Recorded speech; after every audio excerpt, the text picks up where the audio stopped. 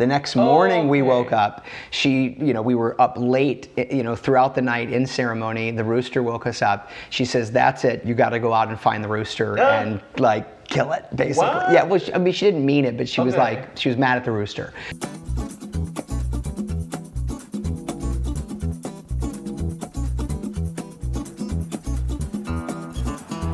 The video is about to start. Don't forget to subscribe and turn on notifications. There we go!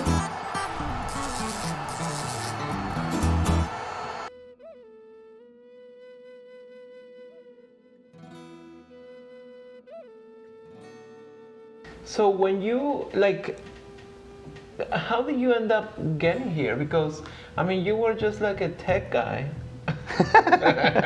Well, now you're so truth be told, so I was a tech guy. I mean, I was creating technology that I thought it mattered, and once I woke up, fully realized that it didn't matter and it was pretty meaningless. And I, accomplished a lot of the things that, I was told that I should accomplish. I mean, I had a unicorn exit, I got married, I had children. I mean, wonderful life experiences, and yet I wasn't feeling truly fulfilled. There was a craving inside of me that deep down, wanted, to be part of something greater. And, I can't describe it any other way than my soul felt like it was, craving something of substance, and that I was just, I liked myself, even loved myself, but not really like loved myself, and didn't really look upon the world,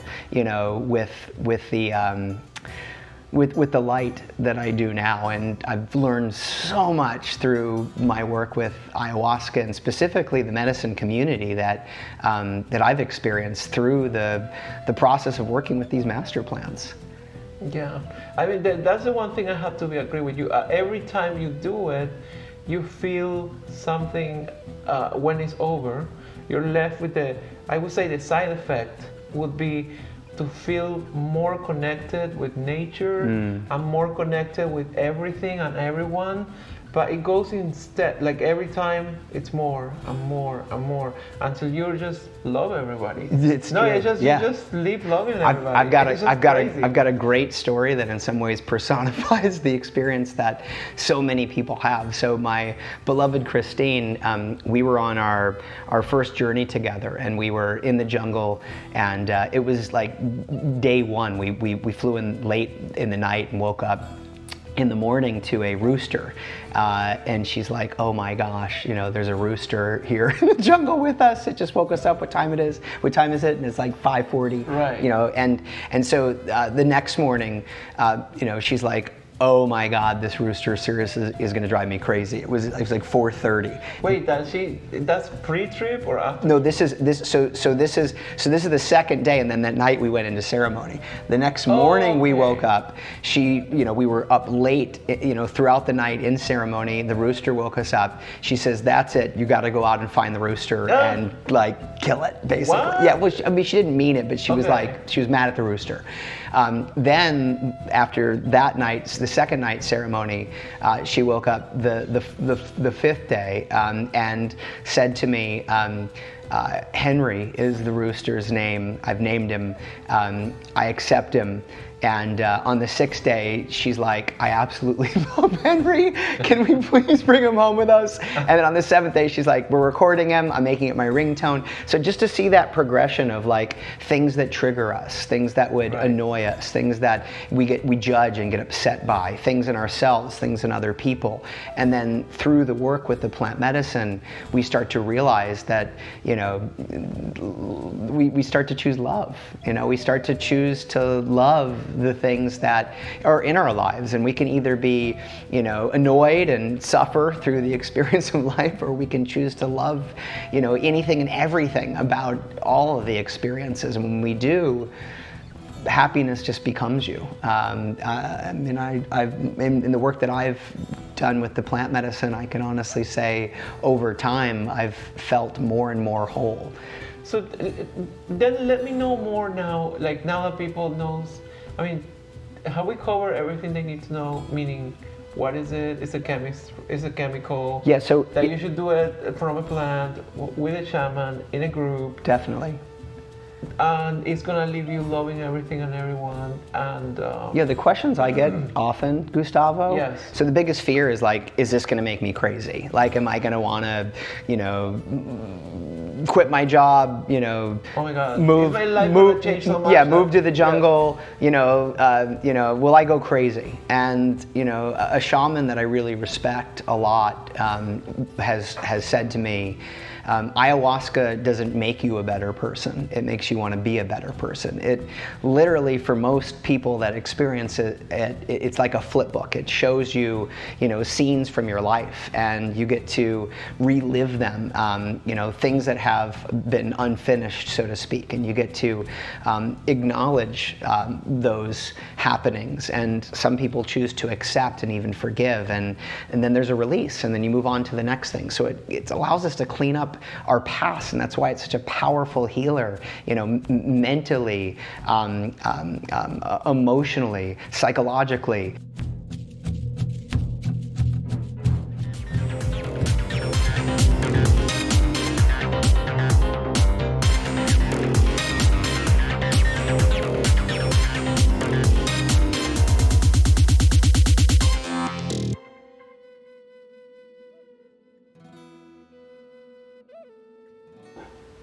And let's talk a little bit about the part that is not the most, the cutest part of ayahuasca, which is the purging. Purging, yes. Yes.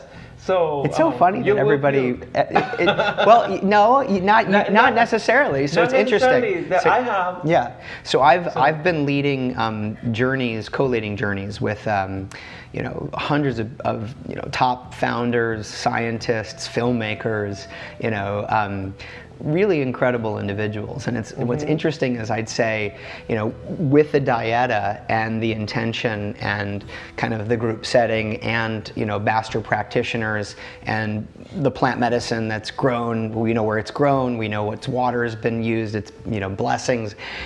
Of course there's going to be people that purge in the sense that many of you are thinking of, which is puking, right?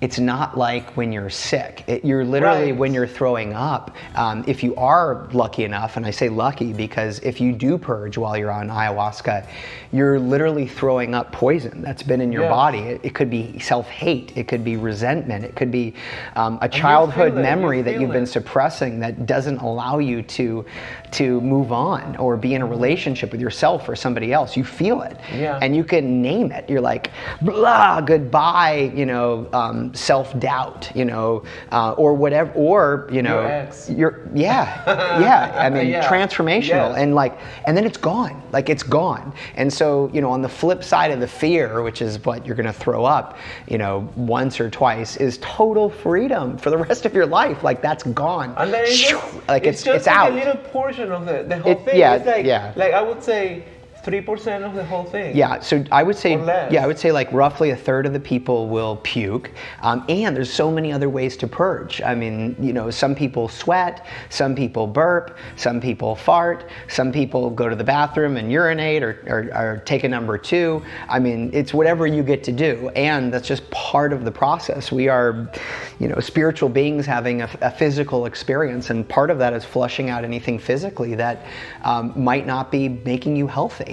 And the rest of it is, I mean, beyond divine. There's a lot of, films that have painted a pretty dark picture of ayahuasca with, like, someone who's, suicidal and or a heroin addict, and it's like their last resort, and it saves their life. And they, or someone who's come back from war who's been completely traumatized. Well, we're all human beings that, trauma is relative. I mean, I've worked with, top successful executives that haven't had any major problems with their upbringing. Their parents were loving. They've been surrounded by incredibly kind people, and yet they've suppressed a memory of when they're 6 and they got yelled at for having their hand in the cookie jar, and that's trauma for them. So anyway, the point is, everybody's at a different scale in the spectrum, and yet after we heal whatever's been holding us back, we're free to be everything we're meant to be. Plus, after the healing, it makes good people well, even better, like super well. Then we have the ability to look into, the future. and play out different simulations of possible permutations to reality. And Well, what do you mean by that? I mean visions. Like, people have visions on ayahuasca. Right. They have visions of their future, and they're able to experience those visions not just like from a dream-like state. We all sleep and have had a dream, that we remember, close to when we're waking up. I'm talking about like a dream where you have all of your senses activated, where you can really feel it and experience it as if it happened. Right. And studies, like clinical studies, scientific studies, have shown that the mind doesn't know the difference between what we experience in reality and what we experience in these psychoactive states. So you can have these incredible experiences of the future and then know like what's true for you. So should you go this way in your relationship or that way? Should you go through this type of path for a higher purpose in your career, or should you go a different direction?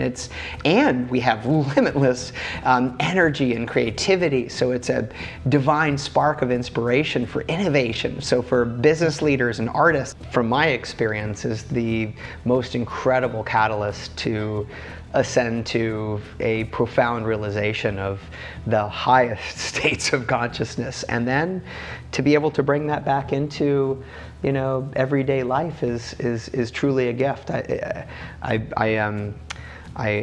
didn't have to wait to die in order to realize how to live. Is probably the greatest gift that it's given me.